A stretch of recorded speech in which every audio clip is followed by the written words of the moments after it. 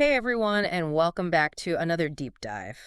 Today we're going to be talking about something that is both exciting and maybe a little bit daunting, and that is the process of buying a car. Yes, that's right. Whether you're thinking about getting like a brand new shiny model or you're in the market for, a used car, we are going to try to give you the knowledge to get the best deal possible That's right. when you are navigating that really interesting, sometimes world of a car dealership. Yeah, we've got a stack of research and articles right here.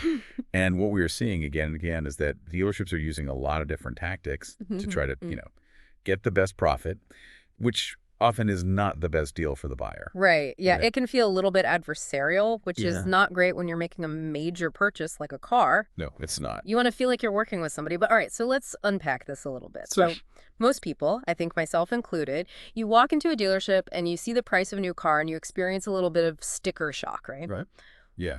What is really going on there? But it's a really common feeling, and a good way to think about it is that dealerships often use what's called an anchor price, and that MSRP, the manufacturer's suggested retail price, is the anchor. Okay. It's that high number that's there from the beginning, Right. so that any discount they give you later on seems like a much better deal. So they set the bar high knowing they're going to come down, but then our brains are already anchored to that initial price. So any movement from there, even if it's not that much, feels like a win. Exactly. Oh, that is sneaky. It is. And even to add on to that a little bit, we've seen more and more what are called market adjustment fees, which are added on to popular models. Yeah, I've seen that a lot lately. And, one of the articles that we read, someone said dealerships are adding these fees because they can. Wow. It really does feel like because they can. It does. There's a very fine line, I think, between reasonable fees and like blatant profit grabbing. Yes. So how can we tell the difference between those two? And is there any way to like push back against some of these fees?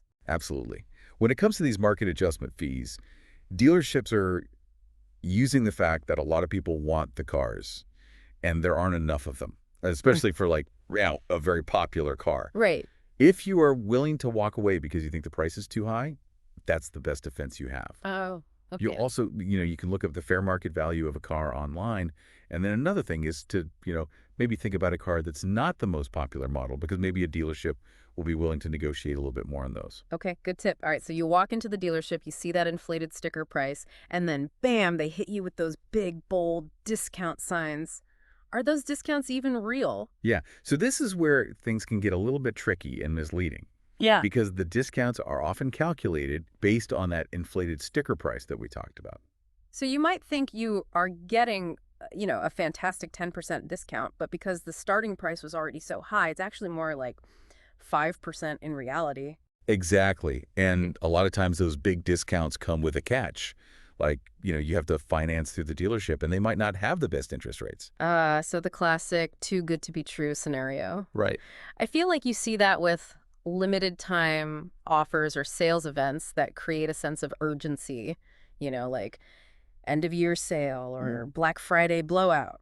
Right. It's to try and pressure you into making a decision quickly, Yeah. before you've had time to really consider all of your options. Right. They want to get you while you're there. Exactly. They don't want you to leave. You're like, oh, if I don't act, now I'm going to miss out on this great deal. Exactly. All right, so we've done the sticker price, we've done the discount, and now comes the part that I think a lot of people dread, and that is the trade-in. Yes. I know for me, I always get a little intimidated walking in with my old car, feeling like, is it clean enough? Does it smell okay? Yeah. What are they going to think of it? I think that's really normal. Yeah. It can be a little scary, and dealerships know that. Right. So they might use this tactic that's called lowballing. Really? They offer a price for your trade-in that is a lot less than it's actually worth. So they give you a low offer on the trade-in, but then maybe try to make it up to you on the new car to make you feel like you're getting a good deal overall. Exactly. And they're hoping that you won't notice that, little shell game they're playing. Right. We actually found this example in our research of someone who went to a dealership and they were offered $7,000 for their car. But when they got an independent appraisal, it was actually worth $10,000. A $3,000 difference. Yes. That's a big deal. It is, and it shows just how important it is to get an appraisal for your car before you even go to the dealership, because you'll know what your car is really worth, and it can stop you from getting lowballed. Yeah, that's a great tip.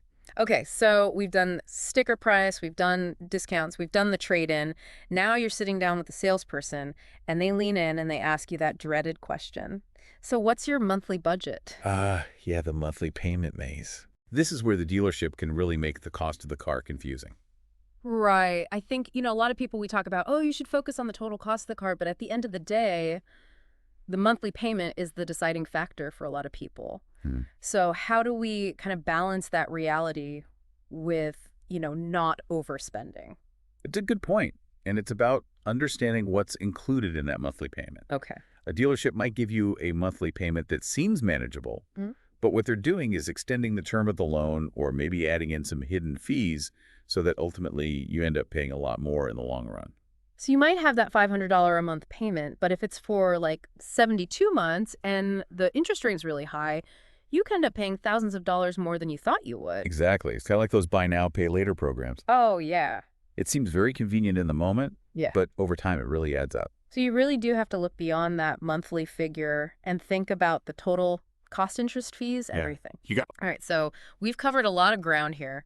We've talked about inflated sticker prices, misleading discounts that preyed in lowballing the dangers of just focusing on that monthly payment. I feel like we're just scratching the surface here. Yeah, right. There's a lot more to cover in part 2. We'll talk about those hidden fees that seem to pop up and then all those financing tricks that can really cost you. So stay tuned for part 2 of our deep dive into car dealerships. We'll be right back.